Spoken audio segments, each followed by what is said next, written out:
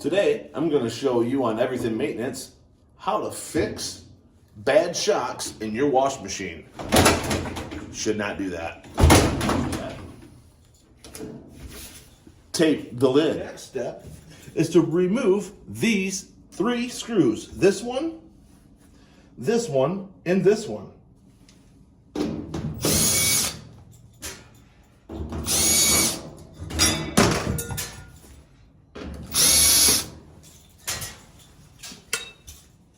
Your next step is to grab the machine with both hands and pull towards you, and then you're able to release the lid, making sure that these tabs are in slots, and you're going to want to have something behind the lid to hold it from falling backwards. This is where the tape comes in. It holds the lid in place. I want to show you what happens if you ignore replacing your shocks when they go bad. You can see all the damage that happened to the drum because the shocks were not replaced in a timely manner. Remember to always wear gloves when working with any appliances. There's a lot of sharp edges that can cut your hands very easily. Also, when you're replacing the shocks, gloves are all you need. And here's the shocks right here. These are your shocks on each corner of the drum. What we're going to do is we're going to slowly lift up the shock with our hand, release it, and drop it down. Only doing 2 at a time. Do the front ones first. If you remove all the shocks before you install the new ones, this drum is extremely difficult to get back up into place. Only do 2, maybe even 1 at a time, but no more than 2 at a time. Don't make that mistake. Your new shocks will come with all of the accessories that are needed. If you have any broken ones, as of I do, I have one that is no longer useful. You have new ones that come with a kit.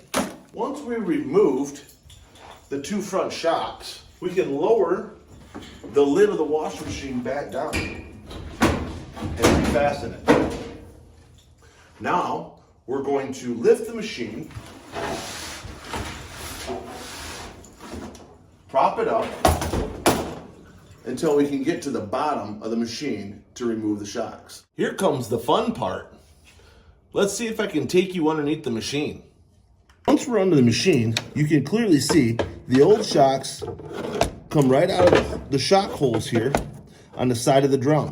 All you have to do is remove the old shocks from both sides of the drum. Now we're ready to install the new shocks.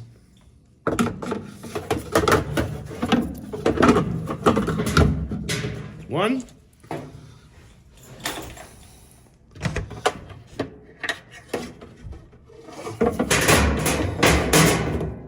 And 2. Now we're going to go to the top of the machine. We're going to now lower the machine back down. And again, we're going to remove this lid again. Remember, pull it out, lift it, lean it into position. We have our new hardware, so we're going to replace what we need to. These cups are in still good shape, so we're just going to replace these rod holders. You're going to grab the first rod with your hand, pull it up through the hole, set it in place, lock it in, and drop it. I'll try to get a closer view on this one. Here's a close-up, as close as I can get it.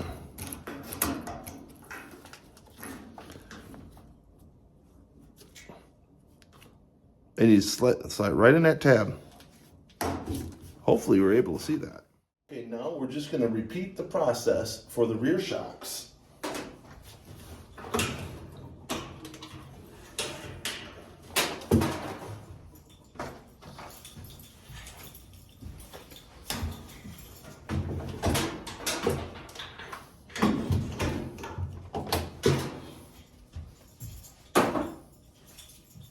Now, once all the shocks have been replaced, lower your lid back down. Lock it back into place. You can take off your tape now. To ensure that they've been done properly. And if you remember in the beginning of the video, this was bouncing everywhere. This is what your new shocks should do. They shouldn't bounce at all. Should be really stiff. And then you just want to complete the process with putting the machine back together.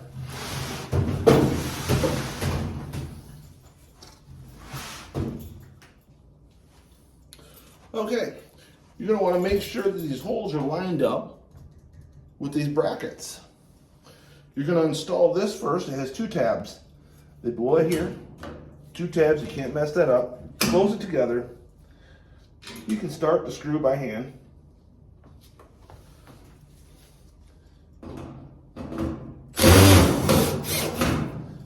And drive it in. And the same as follows.